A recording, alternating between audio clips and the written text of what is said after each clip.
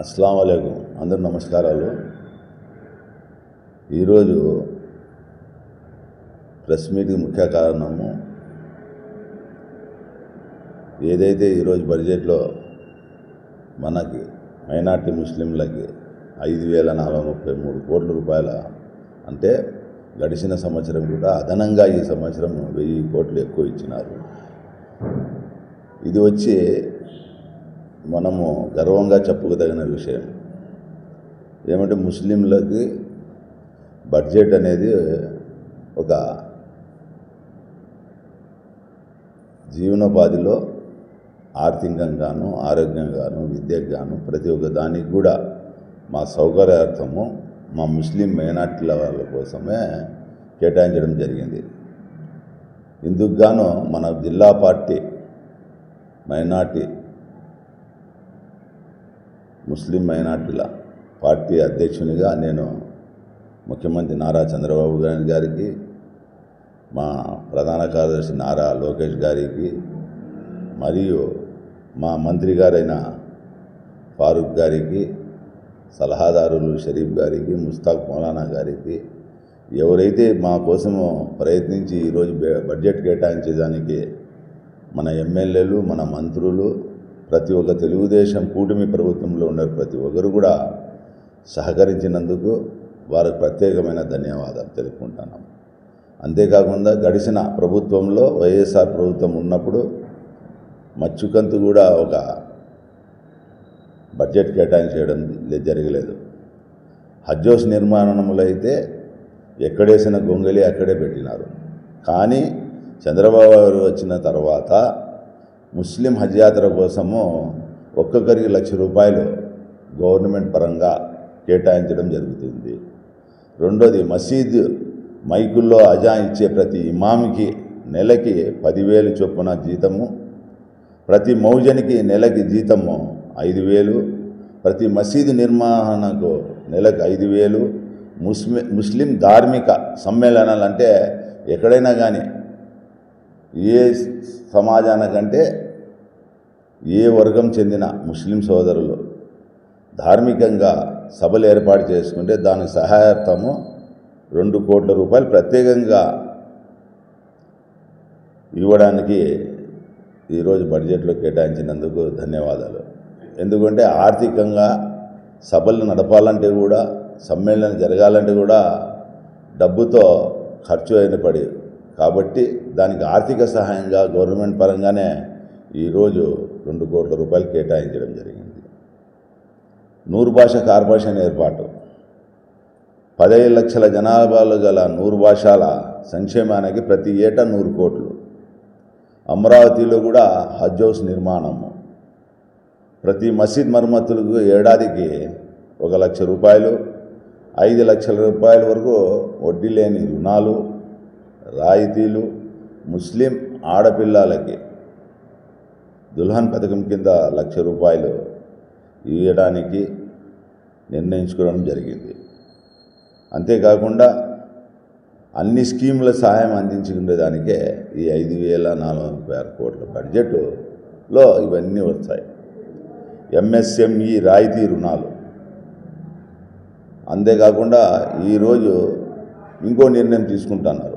ఎక్కడైతే వక్ఫ్ కమిటీలు లేవో నూతన కమిటీలను ఏర్పాటు చేసి వక్ఫ్ సంరక్షణ చట్టం కింద వాళ్ళందరూ కూడా భూములు కానీ అన్యక్రాంతములు కాకుండా కాపాడుకున్న దానికి జిల్లాకి వక్ఫ్ కమిటీలు, ఏదైనా వక్ఫ్ బోర్డులో ఉండే మసీదుల దాంట్లో కూడా కమిటీలు నిర్ణయిస్తామని చెప్పి ఈరోజు చెప్పడం జరిగింది.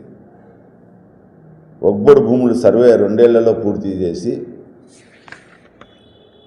పూర్తి చేసేదానికి కూడా ఇది కారణం ఉంది. ముస్లింల ఖబరస్థానాలు అంటే శ్మశానాలకు ఉచిత భూములు కేటాయించేది. ఉచిత భూములు అంటే రెవెన్యూ ల్యాండ్ కానీ వక్ఫ్ ల్యాండ్ కానీ ఏదైనా సంబంధించిన ప్రభుత్వానికి సంబంధించిన ల్యాండ్ ఉన్నా, వక్ఫ్ ల్యాండ్ ఉన్నా కూడా పల్లెకు మారుమూల గ్రామాల్లో కూడా ఖబరస్థాన్ కానీ ఈద్గాలు కానీ నిర్మాణానికి ఉచిత భూమి ఇస్తారు. కొత్త మసీదు నిర్మాణం కావాలంటే కూడా వక్ఫ్ బోర్డులో అప్లై చేసుకుంటే వారే నిధులను కేటాయిస్తారు. స్థలం కూడా ఇచ్చేదానికి కూడా ఆస్కారం ఉంటుంది. డాక్యుమెంట్ లేని మసీదులు ఉన్నాయి కొన్ని, ఎప్పుడో మన తాతల కాలంలో ముస్లిం కాలంలో ఎవరో దారదత్తం చేసినవి భూముల్లో కొన్ని దానికి డాక్యుమెంట్లు లేకుండా కూడా అటువంటి వాటిని కూడా గవర్నమెంట్ పరంగా సర్వే చేసి మనకి పత్రాలు అందించడం జరుగుతుంది. ఎందుకంటే ఇది కూడా సుప్రమణమే అన్యాక్రాంతులు అవుతున్నాయి. ఎవరు వాడుకుంటున్నారో ఎవరు తెలుస్తున్నారో తెలియడం లేదు. అందుకోసమే ప్రత్యేకమైన ట్రిబ్యునల్ కూడా ఏర్పాటు చేస్తామని చెప్పినారు దీని మీద ఆజ్మాయిష్ కోసం. మళ్ళీ రంజాన్ మాసంలో ముస్లిం ఉద్యోగస్తులకి కొంత టైం విడిది ఇచ్చినారు. ఎందుకంటే రోజా ఇఫ్తార్ విందుకు కానీ ప్రార్థన చేసుకునేదానికి త్వరితగతిగా ఇళ్ళకి చేరుకొని ప్రార్థన చేసుకునేదానికి కూడా టైం కేటాయించినారు. రంజాన్ తోఫా కూడా ఇస్తామన్నారు ఇస్తూరి. అంటే గత ప్రభుత్వం వైఎస్ఆర్ ప్రభుత్వంలో మనకు రావాల్సిన రాయితీలు కానీ వసతులు కానీ ప్రతి ఒక్కటి కూడా తుంగలో తొక్కింది. ఈ కాలంలో మన చంద్రబాబు నాయుడు కూటమి ప్రభుత్వం వచ్చిన తర్వాత మా ముస్లింలకి న్యాయం జరుగుతూ ఉంది. ఇందుకోసమే వారి అందరికీ కూడా కృతజ్ఞత భావంతో ఆ అల్లా తరఫున వాళ్ళకి కొన్ని కాలాల పాటు కొన్ని సంవత్సరాల పాటు మళ్ళీ తిరిగి మా ప్రభుత్వం వచ్చేదానికి మనం అందరూ కూడా ముస్లిం సోదరులను అందరూ సహకరించాలి. 4% రిజర్వేషన్ కూడా కొన్ని గూటం మాటలు చెప్పినారు, కానీ అది కూడా అమలు చేస్తామని చెప్పి మన ముఖ్యమంత్రి గారు మన జాతీయ ప్రధాన కార్యదర్శి గారైన నారా లోకేష్ గారు కూడా చెప్పడం జరిగింది. ఏదైతే మాకు వాగ్దానాలు ఇచ్చినారో దానికి మించి కూడా కొన్ని చేసినారు. అంట్లానే దాంట్లో భాగంగానే ఇమాంలు మౌజన్లకి ఏడాదికి దానికి మించి కూడా కొన్ని చేసినారు. అంట్లానే దాంట్లో భాగంగానే ఇమాంలు మౌజన్లకి ఏడాదికి 45 కోట్ల రూపాయలు విడుదల చేస్తామని చెప్పినారు. ముందు దానికంటే కూడా ఎక్కువ జీతాలు ఇచ్చేదని చూస్తున్నారు. కానీ దీంట్లో కూడా మా అందరి తరఫున ఒక అప్పీల్ ఒకటి ఉంది. మౌజన్లకి ఇమాంకి సక్రమంగా జీతాలు చేరే విధంగా మన జాతీయ కేంద్రం నుంచి కానీ లేదంటే మా జాతీయ పార్టీ నాయకులు కానీ మా జాతీయ పార్టీ ప్రెసిడెంట్ కానీ వీరందరూ కూడా ప్రతి ఒక్క జిల్లాల్లో ప్రతి ఒక్క గ్రామాల్లో మా మైనార్టీ కమిటీలు ఉన్నాయి. వారికి కూడా ఈ వాలంటీర్ల తరపు మాదిరిగా పింఛన్లు అయితే నెలకి ఎట్లు ఇస్తున్నారో తమ్మి వేసుకొని ఆ ప్రకారంగా మన మైనార్టీ నాయకులు అందరూ కూడా పాల్గొని వాళ్ళకి మౌజన్లకి ఇమాంలకి జీతాలు వచ్చే విధంగా అందరూ పాల్గొని సహకరించాలని చెప్పి పైనుంచి కూడా ఆర్డర్ ఇవ్వాల్సిందిగా కోరుకోవడం జరిగింది. అంతేకాకుండా అన్యకాంతరమయ్యే కాలేకుండా భూములకి బీద ముస్లిం చిన్న చిన్న వ్యాపారాలు చేసే వాళ్ళకి, బీద వాళ్ళకి, ఆటో వాళ్ళకి, కార్మికులకి, చిన్న వ్యాపారాలు చేసి ఎవరైనా కానీ స్థలాలు లేని వాళ్ళకి ఇళ్ళ స్థలాలు కూడా కొన్ని అన్యక్రాంతులు అయితే లేకుండా భూముల్లో ఒక్కోటి భూములను కూడా వాళ్ళకి కేటాయించి జిల్లాలో అయితే 2 సెంట్లు, గ్రామాల్లో అయితే 3 సెంట్లు ఇచ్చి ఆదుకోవాల్సిన బాధ్యత ఎంతైనా ఉంది. ఎందుకంటే అది ఎటు ఒక వ్యక్తినే దాన్ని అనుభవిస్తున్నారు. అట్లా కాకుండా ప్రతి ఒక్కరికి కూడా భాగస్వాములు చేసి దానికి న్యాయం చేయాల్సిందిగా మళ్ళీ మేము కోరుకుంటున్నాము.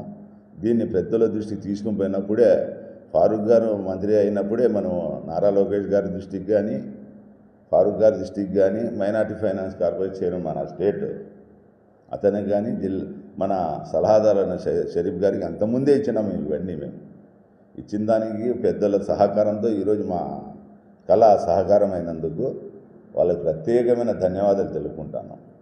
కానీ కొంతమంది మేము చెప్పినాం మేము ఇచ్చినామని చెప్పి చెప్పుకుంటే బడాయి మాటలు లేకుండా అందరూ కలిసికట్టుగా ప్రతి ఒక్క జిల్లాలో ఉండే మంత్రులు కానీ ఎమ్మెల్యేలు కానీ స్థానిక నాయకులు కానీ పార్టీ వాళ్ళ కృషి వల్లనే ఈరోజు మా న్యాయం జరిగింది. ఇది ఏ వ్యక్తిగానో ఏ ఒకరిగానో జరగడం లే. వీళ్ళందరూ కృషితో ఈరోజు వచ్చినందుకు ప్రతి ఒక్క ఎమ్మెల్యేకి, ప్రతి ఒక్క మంత్రికి, ప్రతి ఒక్క జిల్లా అధ్యక్షులకి మా పార్టీ వాళ్ళకి ప్రత్యేకంగా ధన్యవాదాలు తెలుపుకుంటున్నాం. రాబోయే కాలంలో ఈ ఒక్కాస్తులను కాపాడాల్సిన బాధ్యత కూడా మన అందరి మీద ఉంది. మనం కూడా సార్ దృష్టికి తీసుకొని పోయి మన జిల్లా సమస్యలు కూడా తొందరలోనే తెలిపి ఇంకా కొంత న్యాయం జరిగే విధంగా పాటుపడతామని, ప్రతి ఒక్క మసీదులో కమిటీలు ఏర్పాటు చేసేదానికి కృషి చేస్తామని తెలుపుకుంటూ సెలవు తీసుకుంటాను. ధన్యవాదాలు. నమస్కారం. సలాం అలైకుం.